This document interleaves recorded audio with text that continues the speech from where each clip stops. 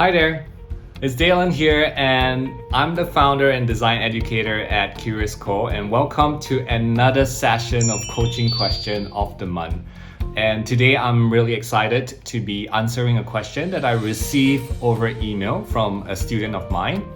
And she was asking me a question with regards to how can she be more strategic, right? But as very often, sometimes we get a little bit too tactical.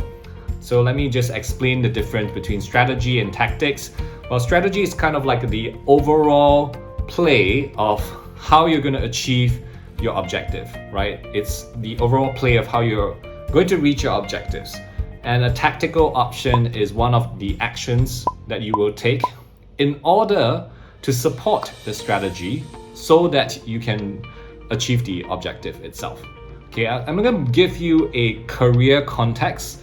But first, as per the tradition of coaching question of the month, right, I'm gonna ask the coaching question of the month, right? So the coaching question of the month is this: at what level should I be solving this problem at? At what level should I be solving this problem at? Because if you're trying to solve a problem at a very tactical level, right? A tactical level is usually considered a lower level.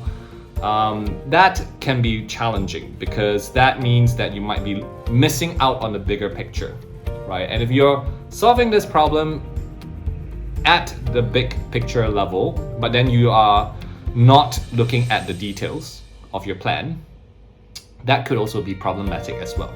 So let me contextualize it for you. Recently, I was speaking to one of our alumnus.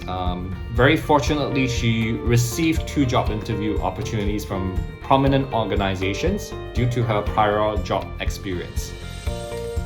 And the strategy she employed for her career is that she brands herself as a customer experience professional with user experience design skills. Now, not many customer experience professionals, right? Customer experience is a broader umbrella where you look at not just the user experience, but you also look at the operational requirements to deliver on that customer experience promise. So she branded herself and positioned herself as that, and because of that, she received 2 unsolicited job interview opportunities. So based on that strategy, the tactical option she used was to actually have her LinkedIn tagline talk about this positioning, as well as she practiced this idea of actually posting on customer experience and building conversations around customer experience, or even talking to people and different people on LinkedIn itself. And that has actually garnered quite a fair bit of attention. Now, why does this strategy work? And what is the problem and a common mistake that most people do if they are a junior designer? What I notice is that most people who are junior designers tend to focus a little bit too much time and energy and attention on their portfolio and CV. It's the right thing to do, and there's actually also other things to focus on, which is why I say don't just put all your time and energy on one basket, and that itself is not going to help you if you're going to look for a job. It is also important for you to be visible on the major platforms, but also important for you to be networking as well. So not just improving your CV, your portfolio, but also network and to be visible on the major platforms. Let me give you another example of one of our graduates who's currently working for a bank.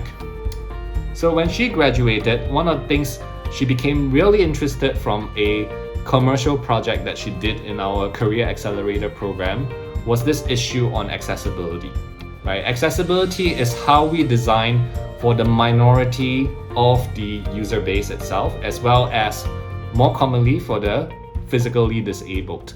So she was interested in this issue, how to make digital products, websites, and apps more accessible to people. And she positioned herself from a very strategic level that she's a UX designer focusing on accessibility issues. And through her tactical options, she put that as a tagline as a headline on LinkedIn, and she also used that as an opportunity to highlight some of these issues by posting regularly on LinkedIn.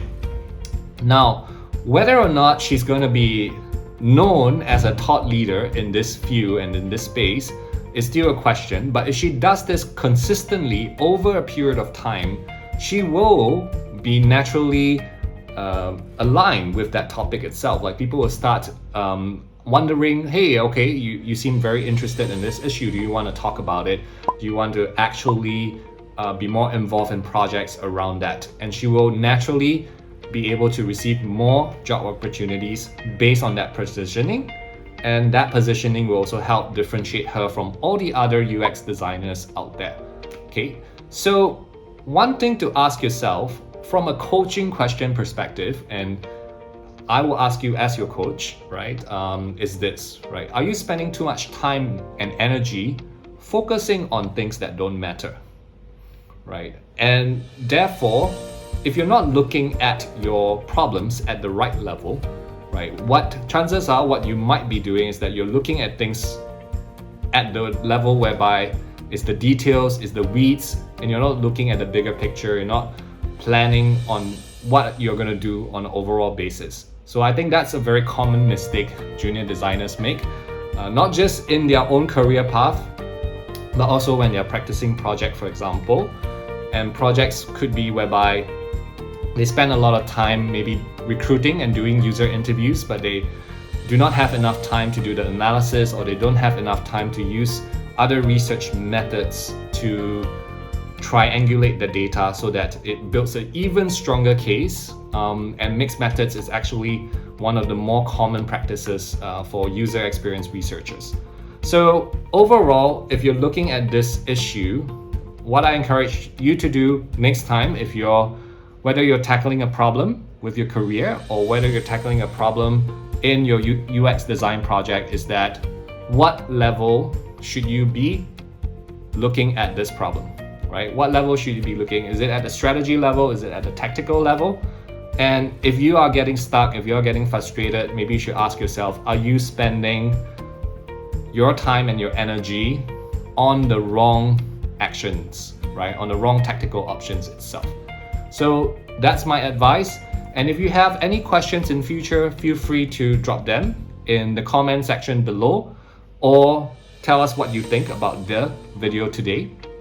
And what are the other questions you might have? I'll be happy to answer them in future Coaching Question of the Month video. My name is Daylon, and it's my pleasure to serve you over here.